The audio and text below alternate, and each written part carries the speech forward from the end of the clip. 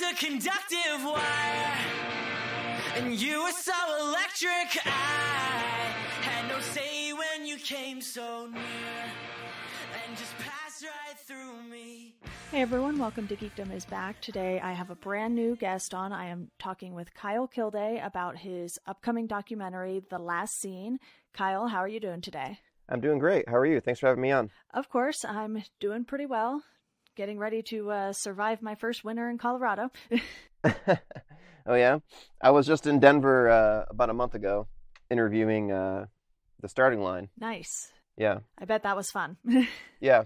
First time in Denver, and it was actually like we lucked out. It was like unbelievable weather. It was like 60 in the daytime. Yeah, it was pretty nice here for a while. I'm down outside of Colorado Springs, so a little more south than Denver, but it still gets pretty cold here. Yeah. Well, I'm from Connecticut originally, so you know the feeling I'm used then. to cold, yeah.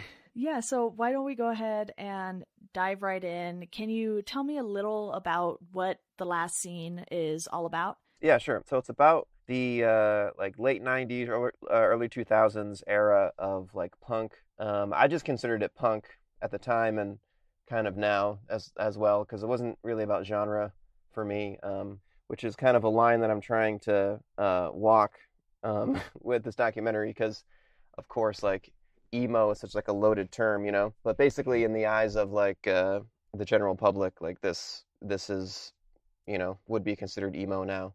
You know, it's basically like what you would hear going to one of those emo nights, or, you know, like one of those DJ things or whatever. So, but basically just kind of that group of bands at that time, and just how they all, you know, formed local scenes together, kind of like the old fashioned way, and, you know, by actually like physically being there with people and playing in VFW halls and like Moose Lodges or whatever. And then just kind of like that moment in time. So like it's not so much about, so even though I'm gonna, obviously it's unavoidable, like you have to talk about, you know, like some kind of labeling of things just for the sake of talking about it.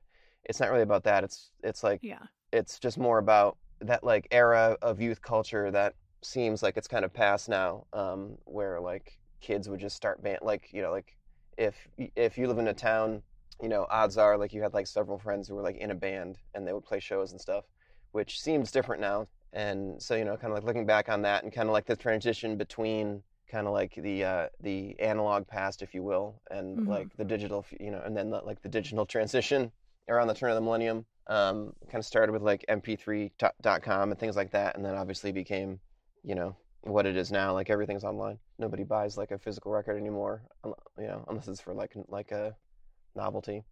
But yeah, so just kind of their story and, you know, like where they fit in the landscape, like in the historical landscape of punk music, but also just kind of rock music and music in general. And I kind of want to get into like the music business, and that's like more my angle on it, I think. I've kind of like been thinking like a lot about this lately, because I've done about 18 interviews or so now. Okay. And I've gotten like, you know, a lot of great stuff, great stories from people, and I definitely need all that. But I've been thinking about how to set myself apart from the typical kind of like music doc, which is so focused on just like discography mostly. Yeah, basically. So I want to try to put it into kind of a larger context and kind of talk about the music business a fair amount, and kind of like the differences that have occurred there, just on the business side, and also just kind of like the cultural aspect of it. Just the fact that, you know, obviously like I'm definitely not one of those like rock music is dead, because I know it's not. Like it's definitely, just go on Spotify and just search, like you'll find rock music.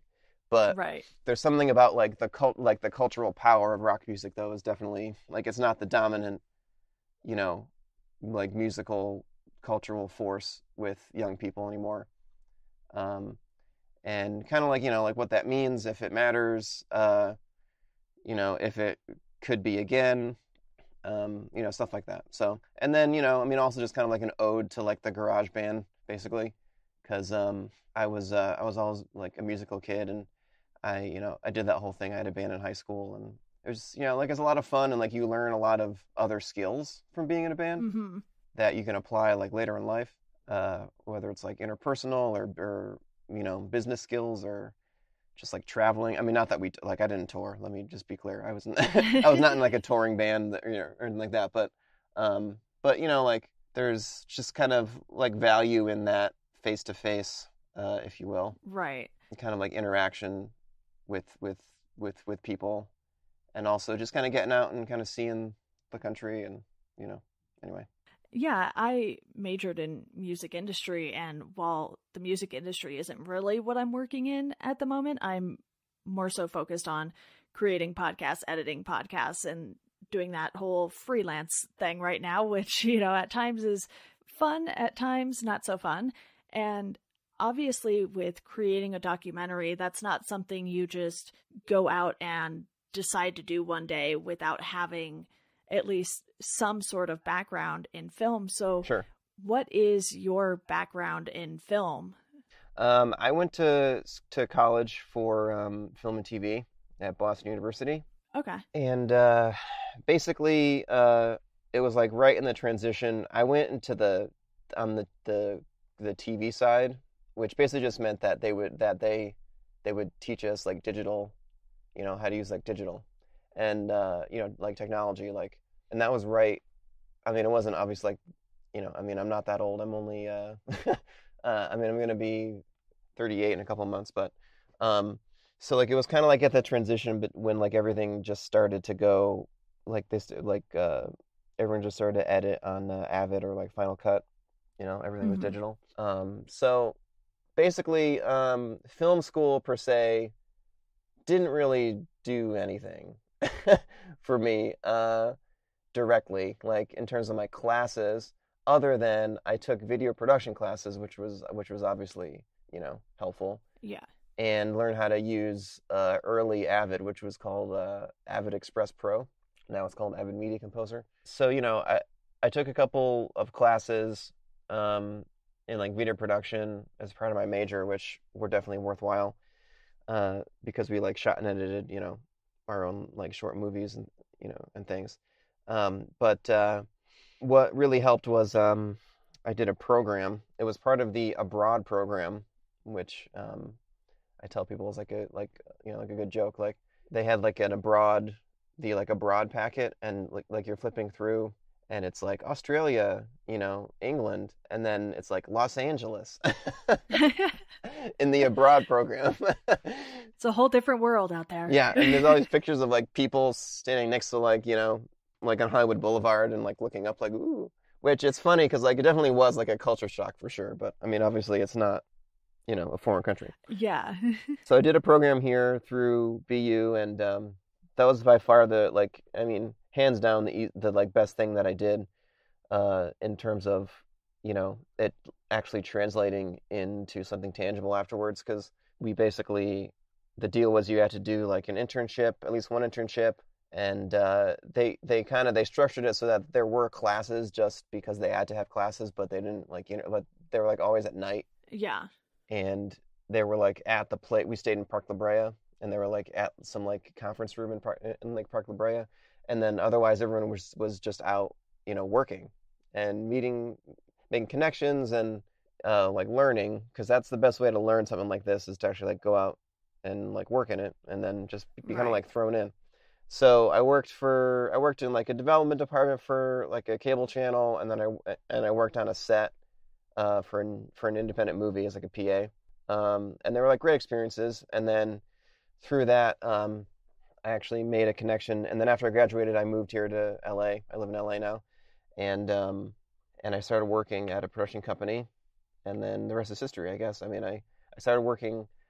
I started off in production, and I worked in like production for a little while, but then I realized that I kind of liked post production more. So I transitioned into that. And now I'm a post supervisor, which is basically, I like oversee like the edit schedule and like editing and like delivery to networks, stuff like that, color correction, like finishing. So that's like my day job. But with like the way technology has gone, in that job, you basically just de facto have to know like production too, because it's all like. Because like it used to be more separate. I came in kind of like in a parallel to my doc, I guess, with the transition in the like what was going on, like, you know, in the industry and technology and stuff. I started working at a time where like things were transitioning from tape to like tapeless to like all digital. Mm-hmm. So once that kind of happened, in order to kind of keep up, you needed to, in my position, like you needed to learn, like you needed to figure out how the cameras worked, and like you had to read all the manuals and know all the settings, and you know, and like give that to production so they knew like what to do, like how to record, you know, and stuff like that, and like the formats and all that. So I've definitely been working in post, but I knew something about production, and then basically when I decided to do this, you know, I just at first I kind of leaned on like a friend of mine who was also like interested in like punk music, and he actually was in a band, Okay. but like you know he does like videography on the side and stuff, like weddings and like aerial stuff or whatever, traveled things, and Mm-hmm. so he kind of like helped me out in the beginning and shot a few of the first interviews with me, and then I kind of like geared up myself, and now I have like all my own equipment, so it wasn't really, you know, like you definitely need to have like you need to learn. There are skills involved for sure. Yeah. It's not something you can just jump right into not knowing, you know, how to work a camera or something. Yeah, or people, you know, like not, you know, like what's going on with like YouTube people or whatever, like everybody thinks I can have a YouTube channel and just make YouTube videos, and that kind of, you know, not to sound like, you know, get off my lawn old man type, but it's not really the same as like trying to make something that, you know, like trying to make like a feature, you know, like a, you know, like Yeah. professional. I will say, however, that the cameras themselves, the technology is definitely like within reach for people who want to just go out and actually make movies and stuff. Like it's not, you know, like, you know, I mean, it's not nothing, but they're not like crazy expensive like they used to be, like buying cameras, you know, like buying cameras and like audio stuff. I feel a little similarly about when people say, oh, podcasts are so easy to make. I was like, clearly you've never edited a podcast, because the first time you listen to your voice, you're going to hate everything about it. And then you have to do that for hours on end. And it's not that it's a super technical skill, but a lot of people will record and not edit and then just toss it up and be like, oh, I have a podcast. I'm like, yeah, you do, but is it good? And, you know, my podcast, this one and my Stephen King one, they're not super popular by any means, but I feel like the quality is good enough to where if I keep doing this, it's at least something to continue building my portfolio. And it's led to me getting, you know, an editing gig with URM Academy, and now I'm working on a new project. It's one of those things where it's a lot of work for me to not make any money doing this. And I feel like people in film and the music industry, that's something they also really understand, because the entertainment business feels like it has changed so much to where you look at a job post and it's like they want you to be 3 people in one. And it's like, Yeah, totally. oh, okay. So I guess I won't be getting this job because I'm missing one little skill here that you want that is honestly kind of unrealistic for the job title that you just posted. No, yeah, totally. Yeah. That's yeah, like my friends and I, like my friend who's an editor, he and I like whenever I see some like ridiculous job posts, it's like, you know, like 4 paragraphs long, and it says like you know, must do this or whatever, and then we like, you know, we're like chatting or whatever, and we'll like add in like joke things like must know how to perform open heart surgery, you know, must like own like a you know, like a construction crane or whatever, and then like at the bottom, like it always says you know, like, you know, $800 a week or whatever, you know, for something like that. It's like must have close personal like relationship with the Lord or whatever, like, you know, but you know, like literally, like you're able to talk to God at all times and he will respond to you, you know, 500 a week. Yeah. What has happened in like the TV industry, and I guess film too, because it's all kind of the same now, with like everybody pretty much shoots on video now, and it's all kind of like they use the same cameras and things. Basically, like a network used to, when they would make a request, they knew that, okay, well, that means that we need to like they have to they have to call, they have to schedule, like book a crew, and they have to send them to wherever, and then they have to film with the talent, and then they got to bring the tapes back, digitize them in real time. The editor has to do it, blah, blah, blah, blah. If they want it on a tape or something, we have to ship it. They know, okay, like you have like 3 days basically, right, to like do this. Yeah. Whereas now it's like the technology has advanced so far that networks are free to make like, ridiculous requests, and because like they know that we can do it. You know what I mean? Like, yeah, they'll be like, oh, hey, we have we want like promo selects. Can you like here's a list, and it's like an hour worth of stuff, and it's like, can you like up-res and color it and then like upload it to our FTP site or whatever? And we're like, well, yes, we can, but we don't want to. Like we can do that it's like, yeah, can you like upload it by like, like 7 p.m.? And we're like, yes, like it's like currently like 3:45, but I mean, yeah, we can. So, okay. And then, so there's a lot of that. And the scary thing is like, there's still like a ways that it could go. I mean, in terms of like the technology, we're definitely not, I mean, it's only going to get like faster, and the like computing like power is just going to get better, and the amount of time it takes to do this and that, it's gonna do like crazy things. Like if like you want to veer into geekdom here, so there's this program called Resolve. Okay. But it's made by this company called DaVinci. I don't know if they're like owned by somebody else, probably, some like bigger company, but like an offshoot or something.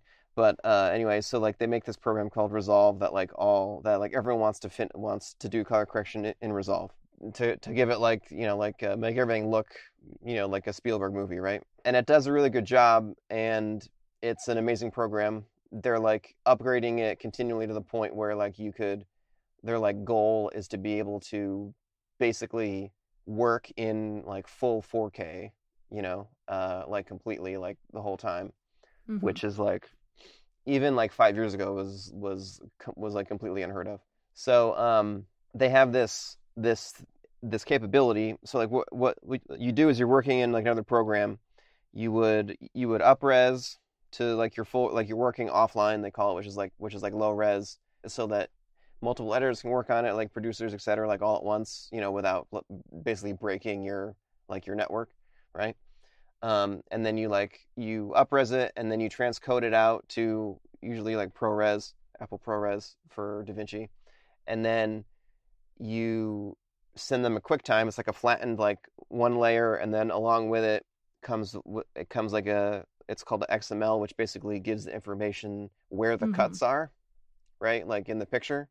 And then you bring that in so that the program can like separate, and it gives you like, each shot individually. Okay. So that's like easy enough, right? Like it's not like that bad of a process.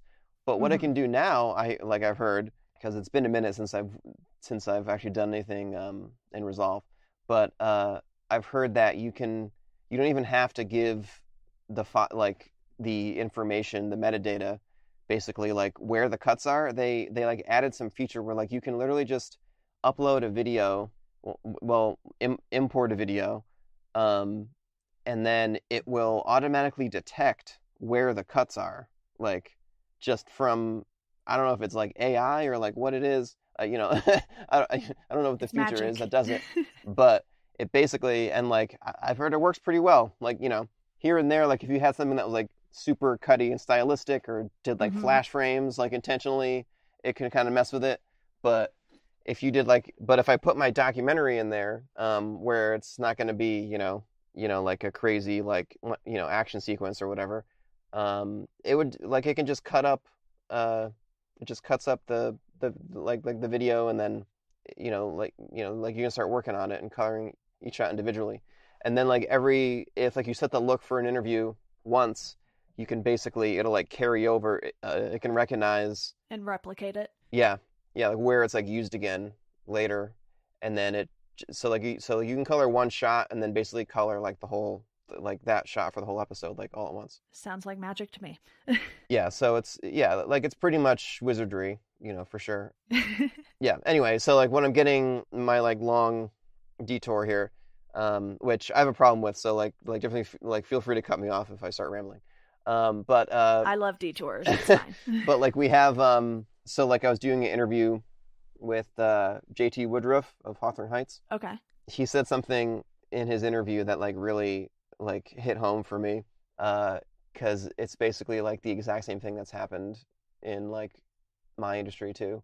Is he was like, it used to be record company would be like, or whoever is like paying for you to make an album, let's say, right?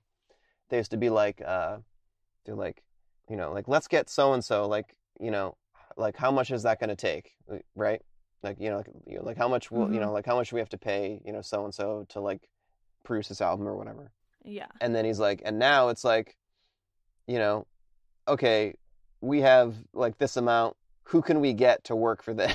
like, who can we get who will accept this? Right.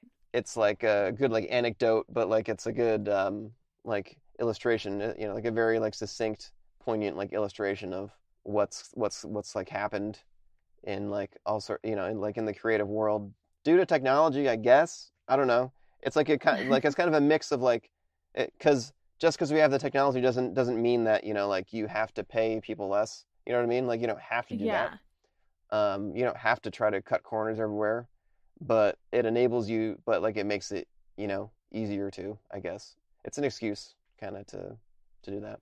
Yeah, that's a good way to put it. That it's an excuse. So you mentioned some of the interviews you've done already, but what really spurred the idea for this documentary? Was it something you've always wanted to do? Because you come from, it sounds like, more of the TV world, and I imagine making a documentary is a very different thing than some of the TV stuff you've worked on. Yeah, I mean, yes and no, because I've worked on reality and like documentary, like cable documentary. Okay, so it's just a slightly different format to make it feature length instead of TV length. Again, like it isn't because technically like like Netflix and Hulu are considered TV, right? True. Like in terms of how the industry has like decided to break them up, like or like categorize them, and then I've worked on stuff it's like where like it's like an hour long show for like Discovery Health or something.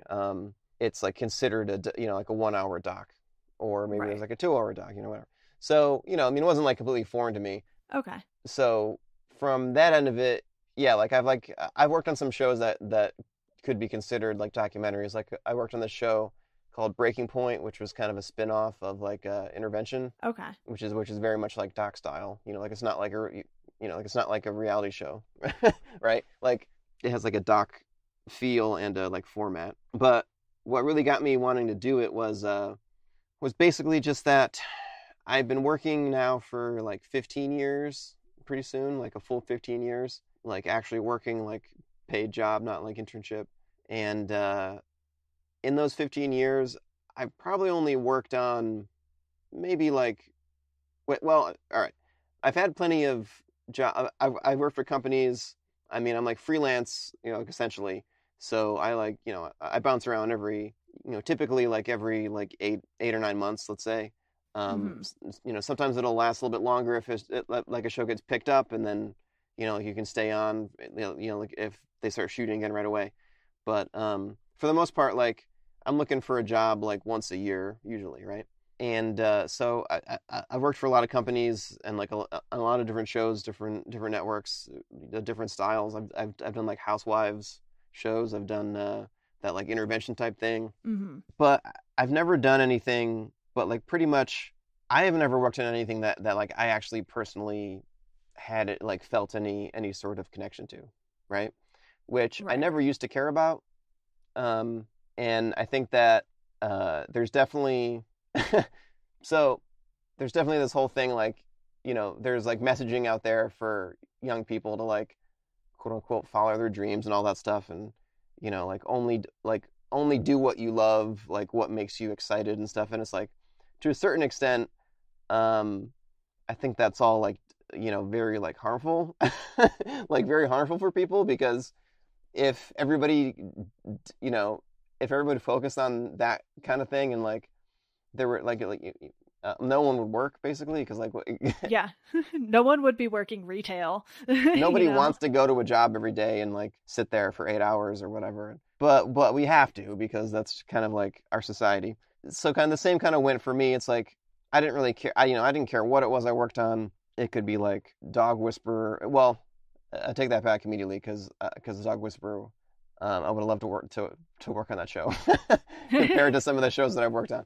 But so basically, like, it was all about the people I worked with, and that's what kind of mattered. Like that's what you can control usually, is like, I mean, sometimes once you get to a certain level, like you can start to kind of control like who you work with, at least in your like immediate area. Because like I'm at the point now where like I get to like hire people usually, so of course I'm gonna hire people that I've worked with before, that I like, and that like do a good job, and maybe I'm friends with too. So that's kind of been like the bar, like like the highest like level of fulfillment I can get is like, oh, I'm working on this show with David, like I know it's going to be great, but it doesn't matter. But like as far as what the show is, it's like, I mean, who cares, right? Like it's like people looking for ghosts or whatever, like in a mansion, like whatever.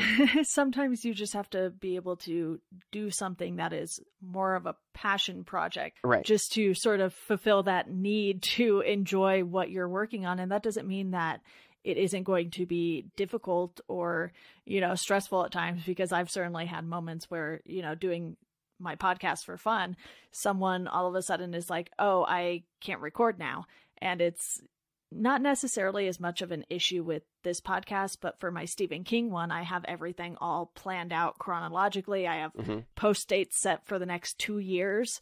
So It's like if someone bails on me the week before I need to do an episode on a book, it's like, okay, who can I find to read a Stephen King book in a week and record an episode with me? Because that's asking a lot of someone at the same time too, and I certainly recognize that. So even though it's a passion project for me, it's one of those things where you still have to find this balance, otherwise you'll end up not enjoying it. And it seems like the last scene is certainly that passion project for you. Yeah, it's definitely a passion project, because I basically kind of hit the point now where it does kind of matter to me, like what I work on, and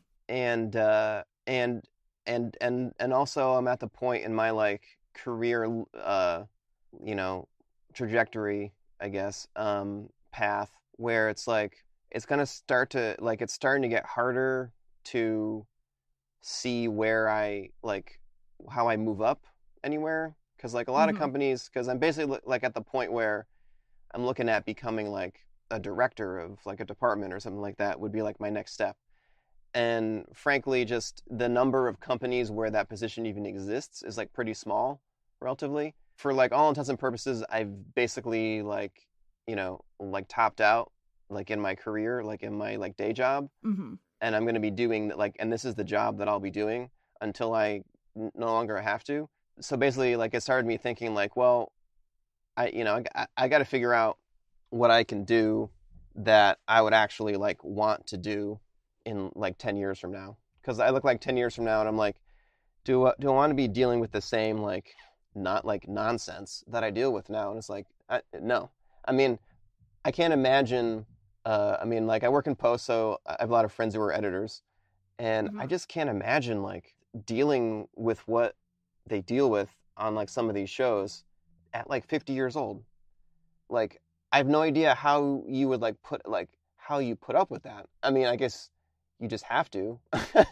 And it's not like, and it's not like editors like aren't compensated well for what they do, but just like so many things that, just like that you have to deal with because somebody that you have to listen to, like, it just is like, didn't give you notes on time, or, just is just bad at managing, people, or like bad or disorganized or whatever, and to like have that affect you and have them come and be like, oh, well, we have to screen at like 7:30 tonight because that's when Bill's going to get here. And it's like, why? It's getting hard for me to envision, because like I have a family and my kids are young, but they're like old enough where they like do stuff, and like we go, like they're not just like little infants. Yeah. Like, and you want to spend time with them, and you have like a lot of commitments with, with kids, like keeping them busy and things. And it's kind of like, I just don't get how people, just continue to like put up with it. I'm gonna get blacklisted from my, like I'm gonna get blacklisted when people hear this that I work with. No, so anyway, so then I started thinking about like, okay, well, like it would be cool. One positive about this like line of work though is that it's one of the few things now where like if you do have an idea and you have some ambition and like you can raise a little bit of capital, like you can start a company and it could become something just because of how the financing works, just like how it's set up. Now, might that change? Yeah, as like things continue to change and like evolve or whatever. But I mean, sure. But as of for now and for the near future anyway, like things aren't really gonna like that's not gonna really change, and it's gonna be the same system. So you could easily like like you get a couple shows, like you sell them, you get money from a network or like a platform like Hulu or like Netflix, whatever, Amazon, and then like you have a company and like you make a show, like and you do it. So that's basically what I've decided to like try to do.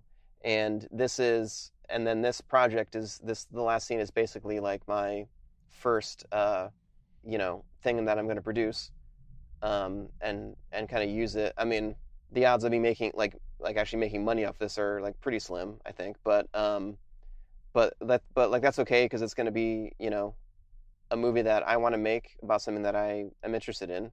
I'm more than interested in. Like it's basically been my life for like 20 years, Yeah. So I definitely have stakes, and I don't want to like blow it, and it's going to be kind of like my calling card, and then hopefully it can lead to like an actual production company that I can run. So that's basically like what I'm trying to do. But as far as like what kind of inspired me to kind of do this in particular, it's basically I've always, like I said, like right at the beginning, like I've always been involved with music, like personally, and I kind of have like a pretty deep connection to it. So it's more than just like, putting on songs while I'm doing housework. It's like I actually have kind of a pretty deep, like a pretty deep connection with it, I guess. I don't know, I don't know how else to put it. Like music like really means something to me.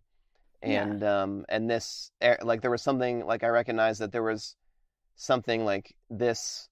A lot of these bands, especially in the beginning, like when this wave first started, like there was something special about it, that I recognized, and that's part of the doc is kind of exploring that and like explaining that and kind of figuring out what that was and why. So I figured like, well, if I'm gonna try to make a movie like this, like make a documentary, this is what I should make it about. Yeah. But as far as like the timing goes, it's kind of as simple as we're kind of in that 20-year since like window now with like anniversaries of like landmark albums like Through Being Cool by Saves the Day and like like albums like that. We're kind of in that range right now where people are starting to like look back on it and like reflect, and bands are doing like anniversary tours. I guess they kind of started about 5 years ago, like Jimmy Eat World. I remember going to a 15-year anniversary for Clarity. Okay. And now this is the 20-year anniversary of it.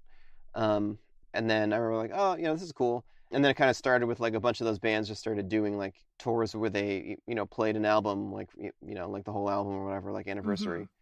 Get Up Kids, Starting Line, Saves the Day, Say Anything, Taking Back Sunday, like all those bands have all done it.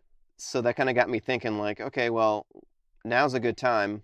And then about a year ago, like I was on paternal leave for my second kid, and I was like, well, and my the job I was on had just ended, and I was like, well, let me take a little bit of time to kind of like just like get this started. So I put together like a sizzle reel, which is basically just like a pitch thing with just like stuff I found on like YouTube or whatever, because it's not for like to like like release or whatever. So yeah, you're not going to be profiting off of that at all by any means. It's more a promotional tool for you to use to give people an idea of what it is you can do. Yeah, and people will be like appalled, like artists would like musicians would be appalled to hear like like what's that song that like that band does, just like throw it in there.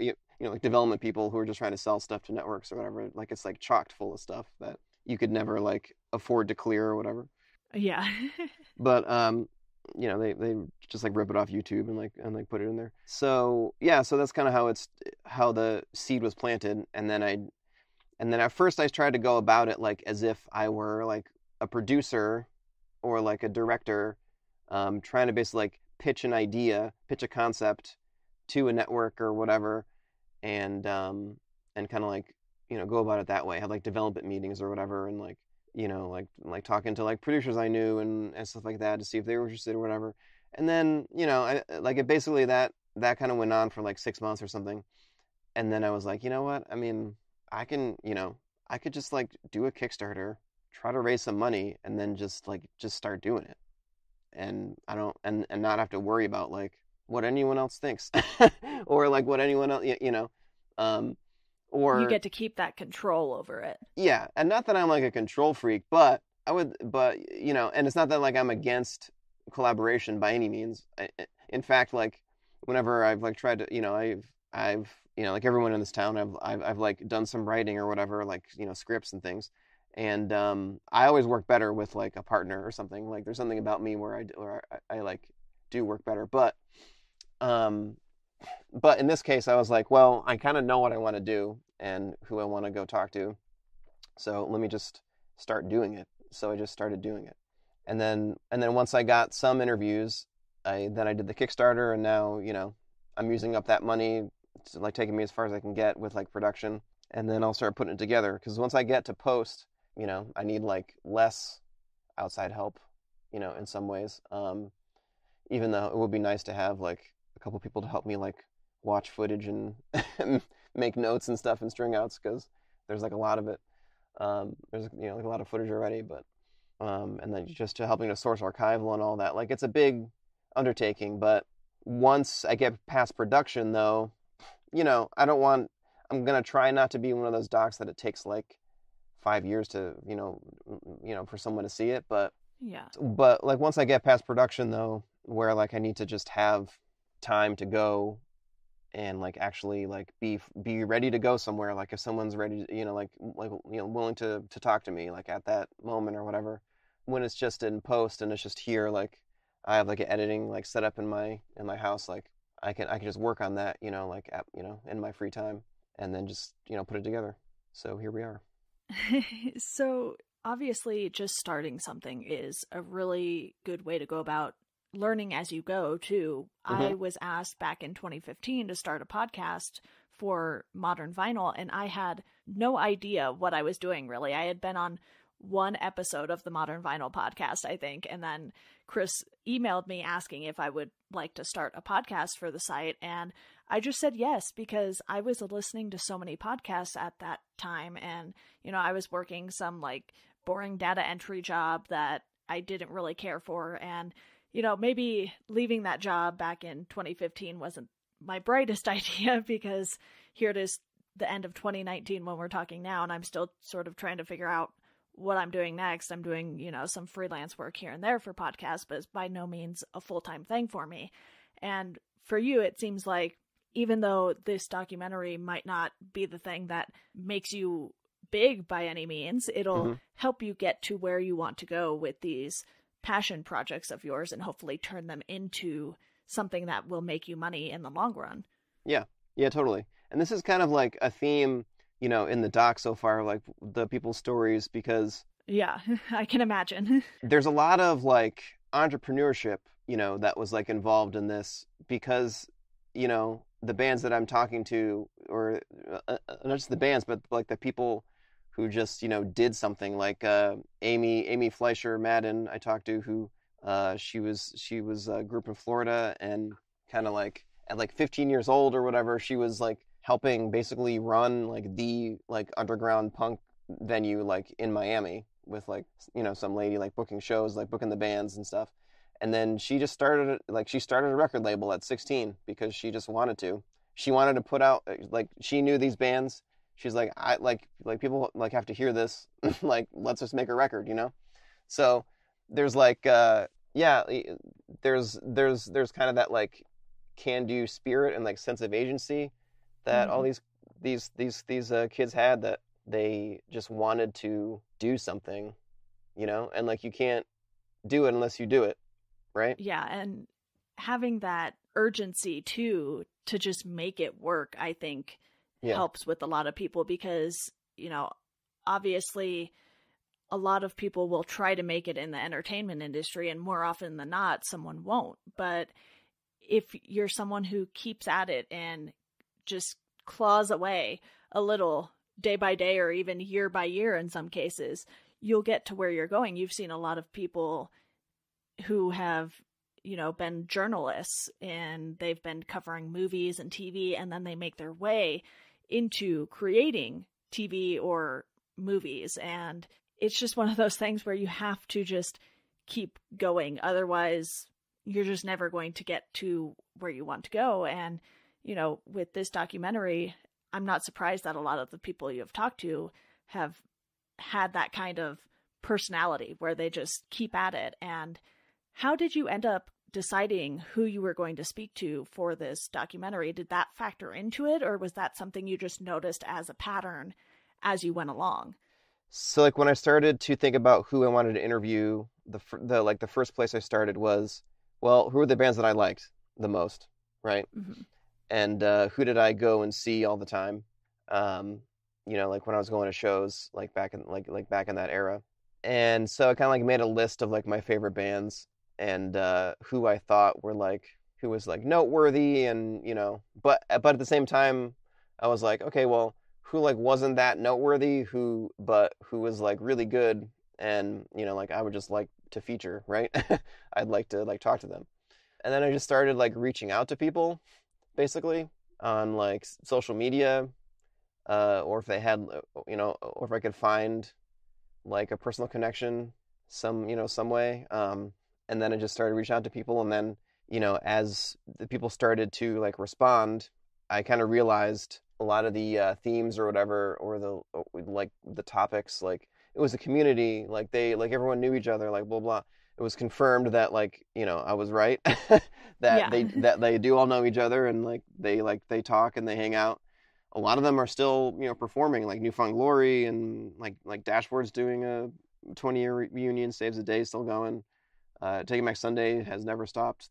Like, it seems they're always on tour. So then once it got to a certain point, like it snowballed to the point where like there was awareness, and that, you know, and of course, like once I did the Kickstarter and stuff, and then like it became like really public, then it's gotten like easier to get in touch with people, which is great. Yeah. I mean, I basically just reached out.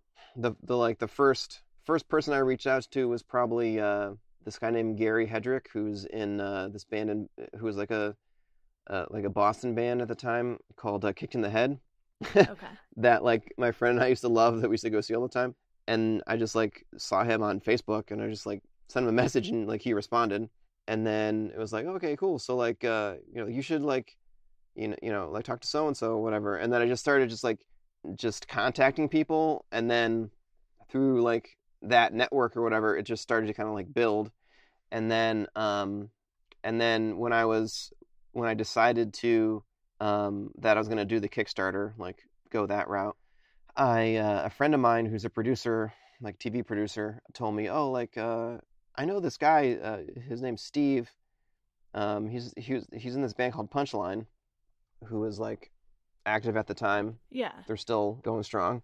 And he was like, yeah, like I did a show with him. He was like on some show he did for Fox. And I won't go into like I like looked it up. It was, you know, like what the show was, and it was kind of like one of those, I can't even describe it. Anyway, so like moving on. So it was just one of those. Yeah, he hooked us up on email, and then it was like, yeah, you know, and then he's like, Steve he co-runs this company that like helps people crowdfund for like music related stuff mostly. I'm like, oh, okay, cool. So then I kind of like got hooked up with Steve, and then he was, you know, and then the other person who runs it, it's called Enjoy Craft Services, and it's co-run by Punchline's managers named Jim Legrando, and we started talking, and I was like, yeah, so basically I want to do this doc about like this time, in music and like the punk scene or whatever, and kind of like what happened to it, like how it blew up, and then how like like what happened after and all that. And then he's like, wow, great. So then that helped a lot because Steve is literally friends with like a lot of these people, so it made it easier for sure. Like after that, to get in touch with people. But yeah, for the most part, I mean, it's like the same as just walking up and talking to them after their show, like back in the day, like when they were just standing by the merch table.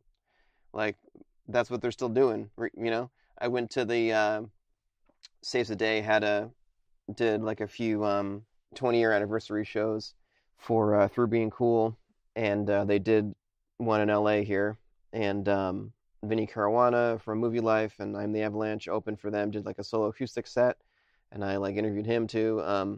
Hot Rod Circuit also played, and afterwards, like, not afterwards, beforehand, I'm like standing out like in the merch area, and like Andy Jackson from Hot Rod is just kind of like hanging out by the table. I walked up and like, hey, like, what's up? I'm making this doc. Like you've heard about it. He's like, oh yeah, okay. And everyone's like pretty approachable. Like nobody's like Beyonce or like Bono. They probably wish they had Beyonce's money though. Yeah, probably. But like nobody's like unapproachable on that level. Yeah. Or seemingly unapproachable. But you know what? I mean, I guess my advice to anybody who like else wants to do this is like, don't think that you're gonna just start doing it. Just do it. Like don't worry about it. Just the worst that can happen is they don't respond, or like they blow you off, or like they're like not or they're not really sure. And it might be kind of uncomfortable or whatever for you. But if it's something you really want to do, like don't let that stop you. Definitely some good advice. Well, I know this is very much still a work in progress, so we don't have the final cut to talk about or anything, and I'm sure I'll probably follow up with you later, but my last question for you today is, what is your main goal for this documentary? Is it just to sort of get this passion project out of your head and onto the screen? Is it to educate people, all of the above? What do you think your main goal is for it right now? Honestly, I think my main goal is to kind of, I don't know if it's educate. I guess educate in the sense that for all the people that all the kids I knew who I would see at these shows, who I know, were also into it, obviously. And then all the people that you see the videos, it's like Yellow Card, like Newfound Glory, like Fall Out Boy, like they were all on like TRL. It's not like it's stuff no one's ever heard of, right? So like like Blink-182, like like all these bands. So it's not like it was some obscure thing that never went that like stayed underground all like the whole time. But on the other hand, it's like, yeah, I do meet a lot of people like my age who have no clue like what I'm talking about, which kind of like blows my mind for that, like there are people out there in my age group who didn't know this was going on, So I guess for them it would be like an education thing, I guess. I don't know. But basically, I guess I just want to like, I don't know. I mean, I have kind of like things I want to say about it, and kind of about like what, like the value in kids kind of like doing stuff like this, going out there, playing music, creating things for yourself, not just relying on or just not just checking to see what's being recommended to you, on like various things.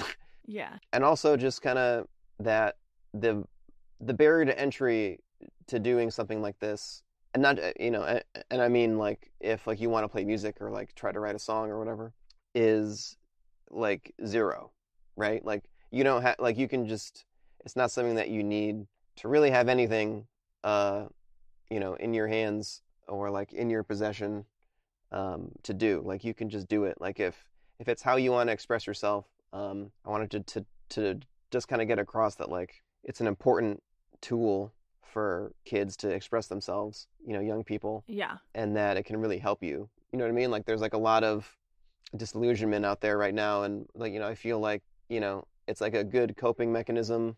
Playing music, it's a good outlet It's good for your brain. It's good for society, like to kind of have examples, people actually playing music and writing their own songs and stuff like that. And you know, I don't know. I guess I just want to kind of celebrate that kind of like that activity, that culture. You know what I mean? Yeah, for me, music has always really felt like the family you choose, especially with a lot of bands like this. It's not big labels just putting groups together like they did with NSYNC and, Yeah.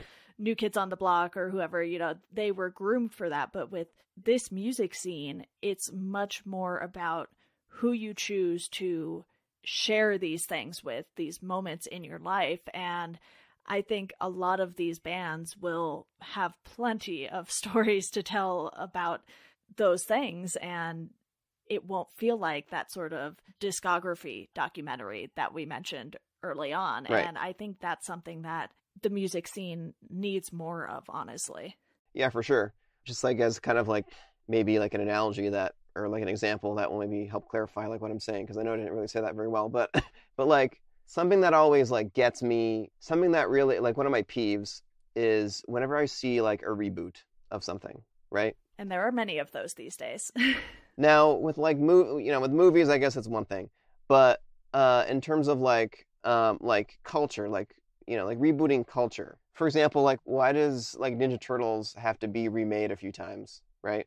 It's kind of like it was created once and it was during a time, and it's kind of like we don't need to like forget about it or or like that's what I'm saying, but it's kind of like you can just let it be. Yeah, just let it be and come up with something new for the new generation. You know what I mean? Like Yeah. And I know that that people are out there like with these ideas.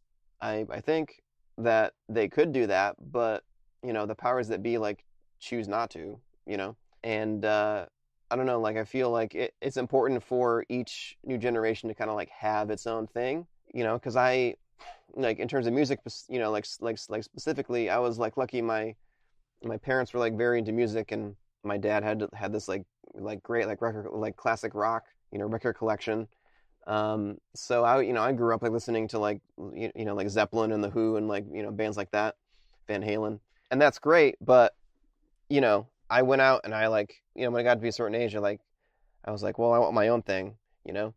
As kind of like I think like every generation should have their own thing, and I guess they do, right? They do now, like like they have their own thing, but I don't know. But there's something different about it. And I don't know if it's just that I guess one of the questions I'm gonna try to answer for myself through this process is like, is it just that I'm just older and now, right? Like, and I don't get it, or is there truly kind of like a lost feeling with like music in particular, and like what and like why is that? Like that just like you put on something, you get goosebumps. Or like you can like, or there's something like intangible about it, that you can't put your finger on, but it just like really like resonates with you, or like something comes across that is just like undeniable, like unmistakable, like there's something like unique and special about this. And I don't know, so I don't know if it's just that I'm just, when you get to be a certain age, it's like that won't happen anymore. Yeah. Like naturally that just won't happen anymore. It'll happen with like the music that spoke to you that way, like when you were, like that age or whatever, like a teenager or like a, early 20s or whatever.